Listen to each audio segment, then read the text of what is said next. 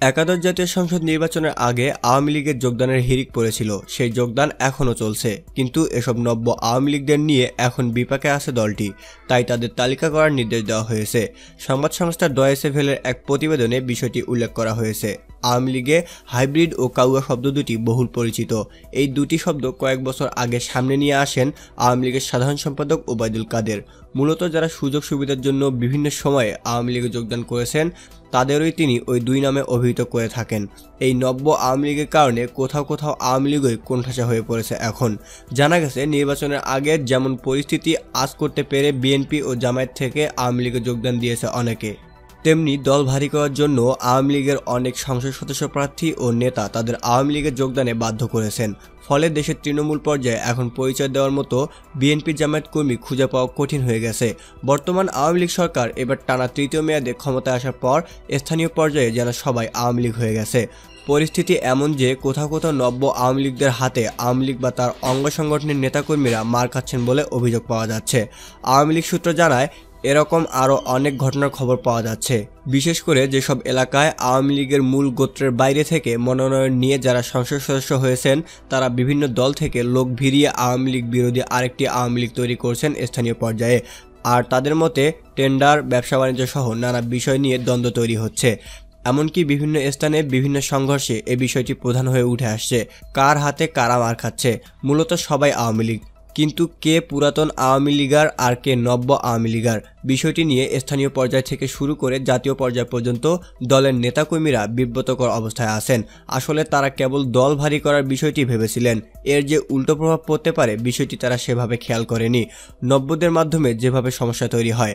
ঝালকাঠির রাজপুর উপজেলা আওয়ামী লীগের সদস্য ও কেন্দ্রীয় আওয়ামী লীগের সহ সম্পাদক মনিরুজ্জামান মনির বলেন, আমার নির্বাচনী এলাকা রাজাপুর কাঠালিয়া।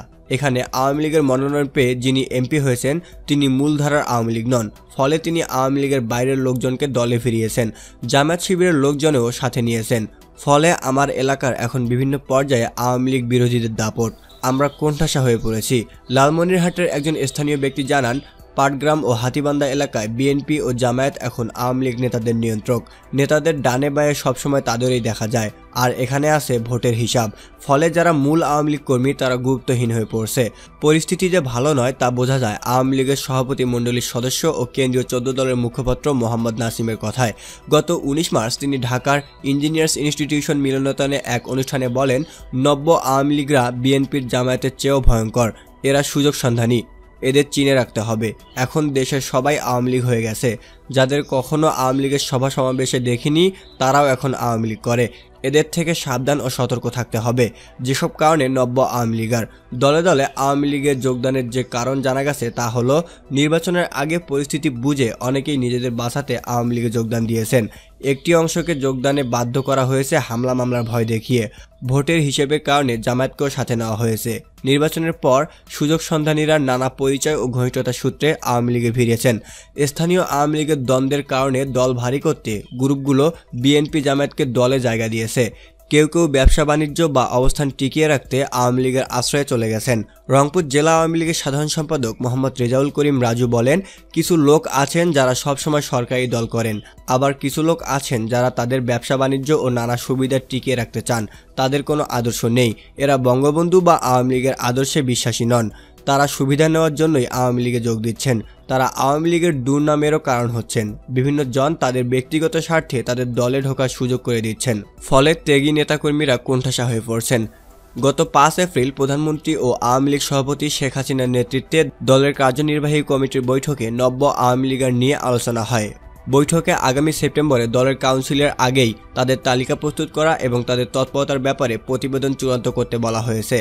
আওয়ামী লীগের সাংগঠনিক সম্পাদক আবু সাইদ আল মাহমুদ স্বপন এমপি বলেন, আমাদের নেতাদের সরলতার সুযোগ নিয়ে বিভিন্ন পর্যায়ে কিছু সুযোগ সন্ধানী ঢুকে পড়েছে।